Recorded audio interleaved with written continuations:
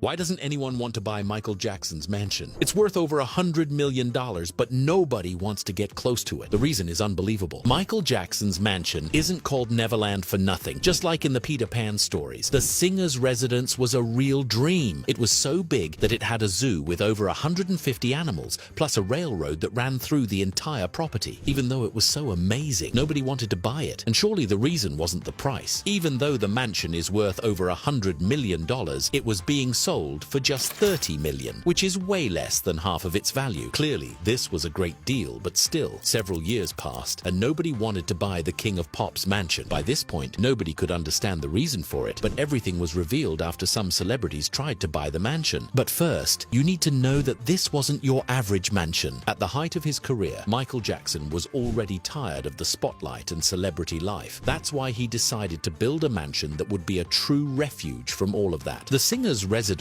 was so big that it had several basketball courts, tennis courts, and even a movie theater. Michael wanted his home to be so special that he spent millions more just to build 2 artificial lakes with a waterfall that looked just like a real one. So it's easy to understand why several celebrities like Lady Gaga, Kim Kardashian, and even Kanye West were eager to buy the mansion. But they ended up giving up on the idea for a scary reason. After the King of Pop passed away, all his belongings were left completely abandoned, and it was his mansion that suffered the most from all of it. Before, Michael's mansion was full of life and a true sanctuary, but now it was completely abandoned. Just to give you an idea, all the zoo animals were taken to shelters and all the toys were sold. Not to mention that over time, many things like the waterfall and the railroad stopped working, but that's just the beginning. And the real reason nobody wants to buy this mansion is even worse. Apparently, during a visit to the mansion, one of the celebrities ended up seeing what looked like a ghost and got really scared. At the time, she thought it might just be in her head, so she didn't tell anyone about it. But shortly after, it happened again, and shocked, she decided to talk to the staff to find out what was going on. And what they revealed made her not only give up on buying the mansion, but also